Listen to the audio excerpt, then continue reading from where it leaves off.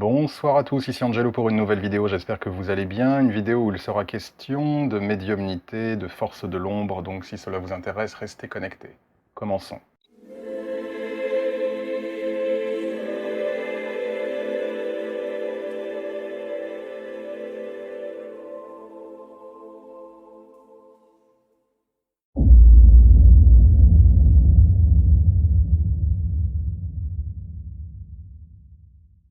Bonsoir à tous, ici Angelo pour une nouvelle vidéo. Petite vidéo rapide, première vidéo des États-Unis. Puisque je suis rentré aux États-Unis, je suis complètement jet-lagué. C'est la raison pour laquelle vous ne m'avez pas vu plus actif sur YouTube. Je suis toujours en plein de jet-lag. Petite parenthèse, j'ai jamais pris avant, il y a quelques jours, un Boeing où on n'était que 10 dans l'avion pour aller aux États-Unis, du fait du Covid. J'ai jamais vu ça. C'était presque comme prendre un jet privé, c'était pas désagréable, mais c'était un petit peu perturbant. Bref, j'ai souhaité faire une vidéo pour relater une anecdote qui s'est déroulée pendant que j'étais en France auprès d'un couple d'amis américains qui m'ont relaté un petit peu l'expérience du coup à mon retour ici aux États-Unis et que j'ai trouvé assez intéressante car assez emblématique de comment est-ce que les forces de l'ombre peuvent tenter de vous déstabiliser au travers de praticiens spirituels.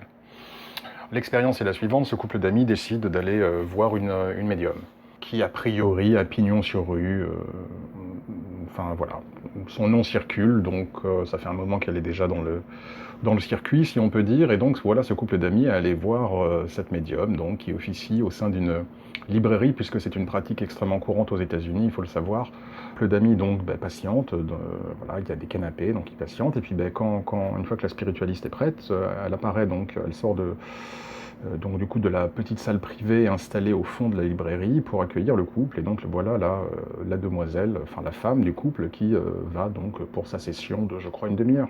Et c'est là que tous les problèmes arrivent, c'est-à-dire qu'elle ressort de la session avec la médium, et que, en gros, pour faire court, voilà du coup les problèmes qui commencent à arriver au sein du couple. Alors pourquoi les problèmes? Parce que durant cette session, cette médium, effectivement, donc s'est livrée à sa consultation et a indiqué, au bout d'un moment, qu'elle sentait que l'homme dans le couple était infidèle. Cela ne poserait pas problème si la médium n'était pas compétente. Et c'est là où les forces de l'ombre peuvent vous déstabiliser au travers de certains praticiens, dans la mesure où il faut donner des choses qui sont justes. Elle a donc indiqué des choses qui étaient parfaitement exactes dans la vie de Chloé, de telle sorte à ce que Chloé se relâche, se détende et se sente en confiance auprès de cette médium, en se disant effectivement que du coup cette médium était très compétente puisqu'elle voyait des choses qui étaient vraies. Et c'est évidemment la manière dont les forces de l'ombre vont se manifester pour vous leurrer, c'est-à-dire qu'il faut que ces forces vous donnent quelque chose pour créer en vous une confiance. Et une fois que cette confiance est bâtie, et bien du coup c'est là où les forces de l'ombre vous font du mal et du coup pénètrent par le biais de la confiance que vous leur avez accordée dans votre champ énergétique et dans votre vie pour vous influencer et pour créer toutes sortes de problèmes. Donc ce qui s'est passé, c'est que la consultation, cette médium s'est avérée être effectivement compétente, ne pas être un escroc, effectivement avoir des capacités spirituelles, et évidemment, parce que cette médium est apparue comme ayant des capacités spirituelles, bien évidemment, c'est la brèche qui est utilisée par les forces de l'ombre ensuite pour distiller du chaos, puisque dès lors, au bout d'un moment, cette médium a dit « Je sens que votre compagnon a un attrait pour une jeune fille, une femme aux cheveux roux, et il s'est passé quelque chose entre eux. » Et évidemment, il s'avère que Bob, on va l'appeler Bob, hein, donc Bob et Chloé, il s'avère que Bob, effectivement, dans ses relations, a une demoiselle aux cheveux roux, ce dont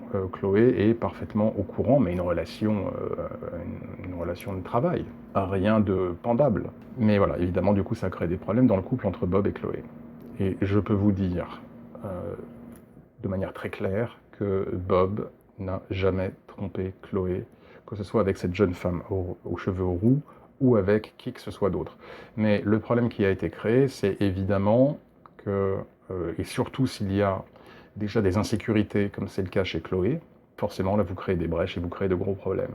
Il a fallu que du coup j'intervienne pour régler les problèmes. Cette anecdote est vraiment très intéressante parce que les forces de l'ombre savent évidemment beaucoup de choses. Elles voient bien du coup ce qui se passe dans la vie entre Chloé et Bob, elles voient bien les insécurités auprès de Chloé, et du coup, ces forces de l'ombre commencent déjà par vous donner un petit peu à manger, donc c'est-à-dire des informations via le médium qui sont correctes, pour pouvoir vous mettre en confiance et pour ensuite davantage vous attaquer et vous poignarder dans le dos en distillant des informations qui sont parfaitement fausses. Qui est cette médium? Je ne vais évidemment pas donner son nom. Quand j'ai croisé déjà cette médium, je peux vous dire d'ores et déjà que je n'ai jamais aimé les énergies autour de cette médium. Les poils sur les bras ont commencé à s'hérisser dès que j'étais au contact de cette personne qui pratique de la santeria. La santeria, c'est une pratique qui s'est développée à Cuba et qui est un mélange, qui est un syncrétisme entre religion africaine et catholicisme.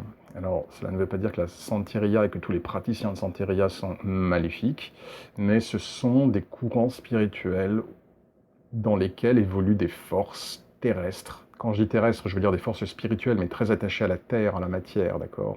On ne parle pas ici de forces célestes. Donc évoluent des esprits terrestres qui peuvent être extrêmement douteux. On s'est déjà croisé à l'occasion de salons de voyance ici aux États-Unis.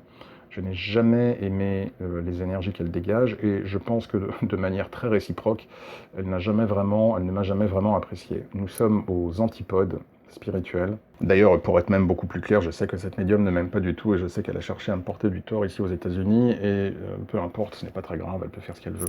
Est-ce que cette médium est une personne lumineuse spirituellement au regard de la lumière divine? Non, pas du tout. Est-ce que cette médium est un conduit de la lumière divine? Non. Maintenant, pour autant, est-ce que cette médium a volontairement créé la zizanie dans ce couple? Non.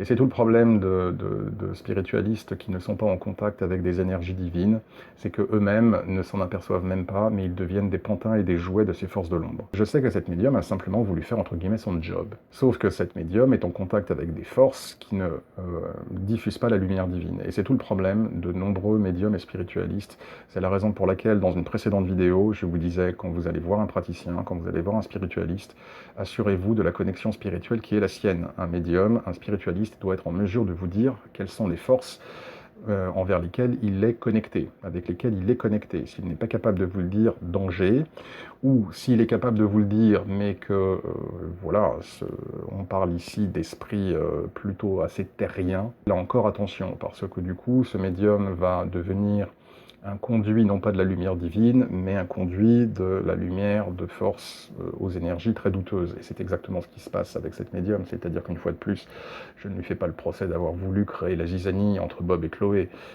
C'est juste qu'elle devient, sans le savoir, un pantin de ces forces de l'ombre qui vont effectivement, au travers d'elle, transiter des informations dont elle va devenir le relais, sans s'apercevoir qu'elle est elle-même manipulée. Donc en fait, si vous voulez, ce qui se passe, c'est qu'on a ici affaire à une double manipulation.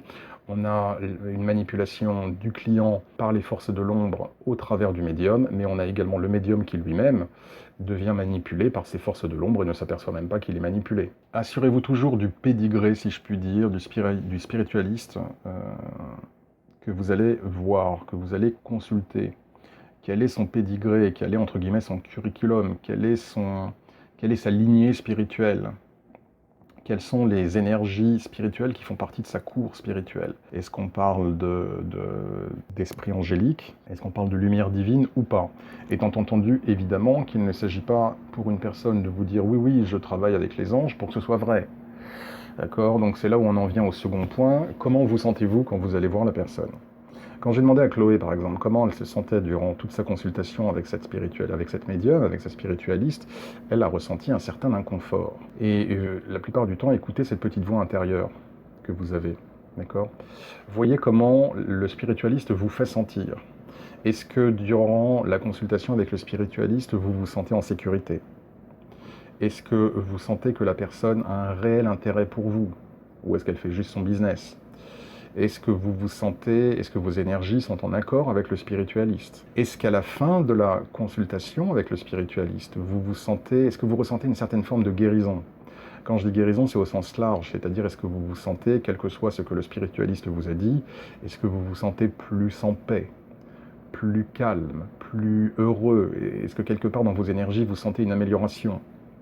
Un bon spiritualiste est un spiritualiste qui va, nonobstant ce qu'il va être amené à vous dire, non seulement vous faire sentir positif et confortable durant la consultation, mais va apporter une certaine forme de guérison de par ses énergies, de par sa présence. Par exemple, pour ma part, je suis extrêmement sélectif si je dois aller voir quelqu'un. Il est parfois des moments dans ma vie où j'ai besoin de clarté, et comme je l'ai dit durant ma classe cartomancie, à mes étudiants, il est très difficile parfois de lire pour soi-même. C'est quelque chose que tous les médiums vous diront. Je veux dire, tous les médiums que je connaisse ici, lorsqu'ils ont besoin d'avoir des informations sur eux-mêmes, ils vont voir d'autres spiritualistes. D'accord ? Ils ne peuvent pas lire pour eux-mêmes, ils sont trop subjectifs, ils n'ont pas suffisamment de distance. Bon, ben, je n'échappe pas à la règle, je ne suis pas au-dessus du lot. Quand j'ai besoin de guidance ou de clarté, je ne vais... et qu'il s'agit vraiment de choses extrêmement, on va dire, vis-à-vis desquelles j'ai beaucoup trop peu de distance, je vais voir un spiritualiste. Et je suis quelqu'un d'extrêmement sélectif. Pourtant, Dieu sait qu'ici, il y a énormément de choix aux États-Unis. Hein. Je veux dire, il y a autant de spiritualistes qu'il y a probablement de boulangeries en France. Donc autant vous dire que le choix est infini. Cependant, je me suis montré extrêmement précautionneux quant au choix du spiritualiste, qui désormais est mon spiritualiste attitré. C'est un homme qui maintenant... qui est un médium effectivement hors pair, et nous nous comprenons dans la mesure où nous avons le même pédigré. C'est un conduit de la lumière divine, c'est un serviteur de Dieu, il travaille de manière honnête et légitime avec les esprits angéliques et avec les forces célestes, et du coup, lorsque nous nous sommes rencontrés, si vous voulez, le contact est passé...